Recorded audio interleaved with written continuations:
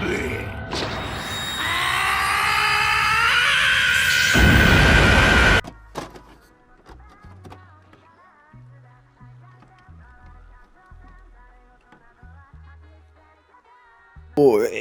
you can't tell by the title, the conclusion to Ultra Instinct versus Beast Gohan is now here. The chapter 103 has officially been out or leaked. I can't really tell, but I've been seeing it all over my feed, so I really want to cover it because about a month ago I actually covered the chapter. So let's just jump straight into it because I honestly like the chapter. I'll give you my full thoughts and what everyone thinks about the chapter towards the end of the video, but yeah, let's begin. So essentially the chapter just kicks off right where the last one left off, where you see Gohan and Goku is kind of battling it out, and midway through the fight, like towards the beginning, Goku actually activates his Ultra Instinct. It looks like Goku is getting mollywopped by Gohan. That is until Goku uses his full Ultra Instinct powers to gain the upper hand against his son. It's not necessarily that he's losing against Gohan, it's more of a test of abilities. Towards the end of the chapter, Goku actually admits, I was just kind of testing to see how strong Gohan actually is within his beast form, and it is pretty cool. You're seeing like both of them, yes, for the most part, be blow for blow, be equal in power up until Gohan uses his full berserk, full power beast form. Then he's able to take on mastered Ultra Instinct. He's even able to counter his speed, which is kind of insane because Ultra Instinct is essentially the power of the angels. Like with that ability, you can essentially dodge almost any attack that's within your range. You can even dodge some attacks from the God of Destruction with Ultra Ego against Ultra Instinct. It is pretty cool. It is pretty cool. You're seeing Goku like mollywop Beast Gohan towards the beginning of the chapter. I know some people were saying, oh, Gohan's gonna annihilate. No, this is Goku we're talking about. He's not gonna let his son get the upper hand of him. He's gonna test him, and it is just cool. You're seeing the full activation of Ultra Instinct. I know people forget like this is technically a technique rather than a form, but I really love the way it's implemented in the chapter. It just shows how even with Beast Gohan, with all that power, he still cannot land a significant blow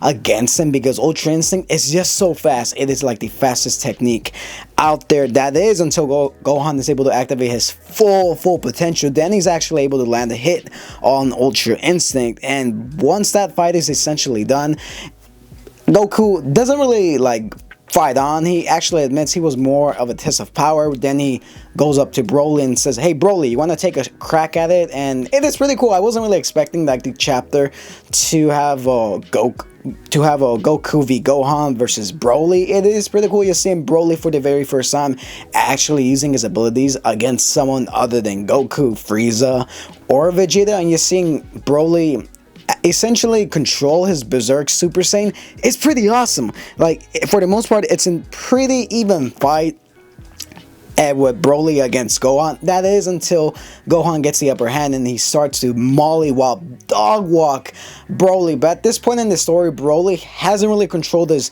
full Super Saiyan state. Even Beerus in part of the chapter admits that, okay, so Broly and Gohan at this point might essentially be on par with each other, despite Broly not having the ability to control his full power.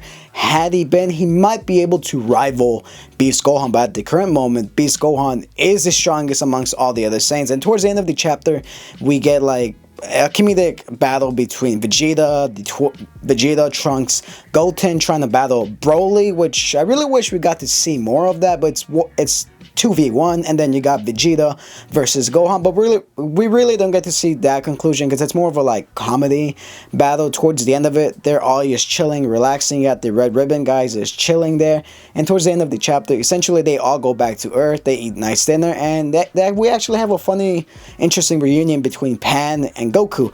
This scene kind of reminds me a lot of the end of Dragon Ball Z, where Goku actually meets Pan for the very first time, and here he's picking up Pan from school, and they have like a little clash, and it's Goku just smiling, acknowledging that his granddaughter Pan is going to be pretty strong, just like her father, just like her son, just like his son.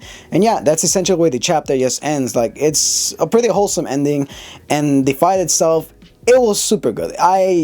Me personally, I enjoyed it just because I like seeing Goku test his abilities against his son. I was really surprised to see Broly actually test his own abilities against Gohan, and that the fact that he actually wanted to take a crack at Gohan was honestly pretty surprising. Now, the reaction towards this online has been kind of mixed because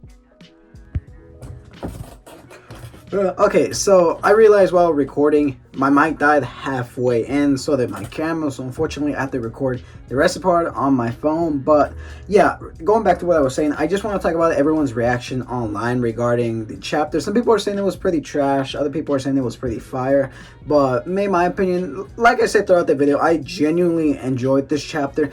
Now, I can see why people are kind of having some issues regarding this chapter, mostly because Goku lost or because Broly was taken down so easily. But people really have to understand that this is a continuation of the Dragon Ball Super adaptation for the manga. This essentially ends that manga part of the story. It concludes it in a pretty satisfying way, with Gohan essentially is coming to understand he has to fight. His beast ability is now his, and the fact that he's able to test it against his father and against Broly, someone who was able to give a hard time to Vegeta and Goku, he comes to understand that he has to fight. He doesn't really have a choice anymore, and with Goku accepting the fact that he will not always be there, he's not always going to be the strongest. There's always going to be other people far stronger than him. People have to understand that the point of Dragon Ball is that there's always someone above you, that there always is going to be someone stronger than you. And yes, some people can say it's terrible writing, but if they really haven't read the manga arc, if they really haven't read Dragon Ball Super, then they really have no room to talk. Like, if you have not read the manga, then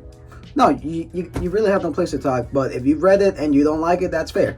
I can see some criticism with Gohan being above Broly, above Goku. But throughout the entire series, going back to the beginning of Z, it was stated that Gohan has some of the best potential because he's a hybrid. He has latent potential. He is going to surpass his father. And in the story, it really proves that no matter how strong Goku is, Gohan is always going to be up there. He's always going to surpass those above him. And yeah, you can hate or love it. You can say it's terrible writing, but that's essentially his character. That's who he is. He's the strongest for a reason. He has that latent potential within him. And yeah, that's just my thoughts on all the hate online. Also, the fact that we really didn't get to see a proper Vegeta versus Gohan fight is really unfortunate. I would have loved to see that. But with that being said, I'm pretty satisfied with the chapter. Are you guys happy with it? Do you like it? Anyways, rest in peace, Akira Toriyama. Unfortunately, for the next chapter, we won't be getting a chapter because it's going to be going on hiatus, just for the team to figure out what's going to happen with the next story arc, and for them to take time to mourn Akira Toriyama's passing, which is pretty saddening. It is pretty saddening. But that being said, did you guys like this chapter? What did you think? Who won this fight? Who should have won in your opinion? Does Goku solo? Maybe, maybe not. Anyways, I'll catch you guys on my next one. Peace.